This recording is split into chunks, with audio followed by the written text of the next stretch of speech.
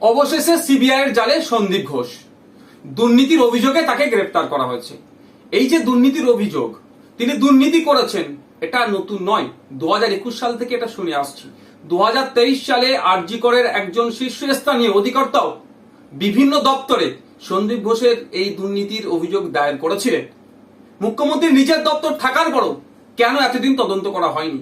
কেন সন্দীপ ঘোষ মহাশয়কে বারবার আড়াল করার চেষ্টা হচ্ছে? কি স্বার্থ এখানে লুকিয়ে আছে? কেন এই তদন্ত করা হয়নি? সিবিআই দুর্নীতির অভিযোগে তাকে গ্রেফতার করেছে।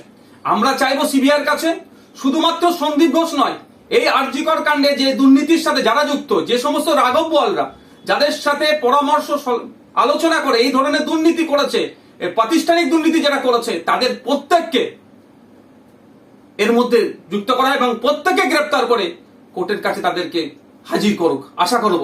আর আমরা বারবার বলে আসছিলাম, তিলোত্তমার ধর্ষণ হত্যার শুধু নয়, এর পিছনে গভীর রহস্য লুকিয়ে আছে।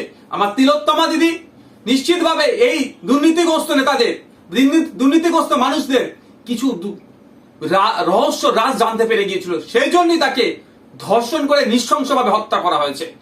আমরা আশা করব সিবিআই এর মাধ্যমে আমরা ন্যায় বিচার পাবো এবং যারা দুর্নীতি করেছে, দুর্নীতির সাথে যারা যুক্ত, প্রত্যেকে সর্বোচ্চ শাস্তি পাবে।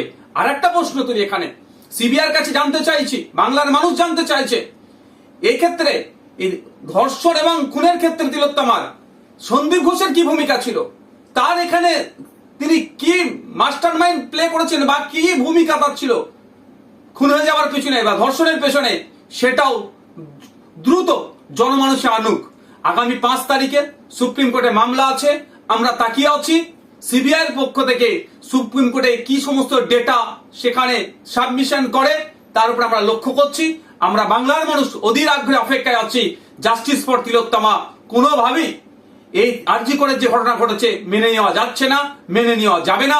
আগামী দিনে এই ধরনের কোনো না ঘটনা ঘটে, তার জন্য রাজ্য প্রশাসন, সিবিআই এবং কেন্দ্র সরকারকে আরো সক্রিয় হতে হবে।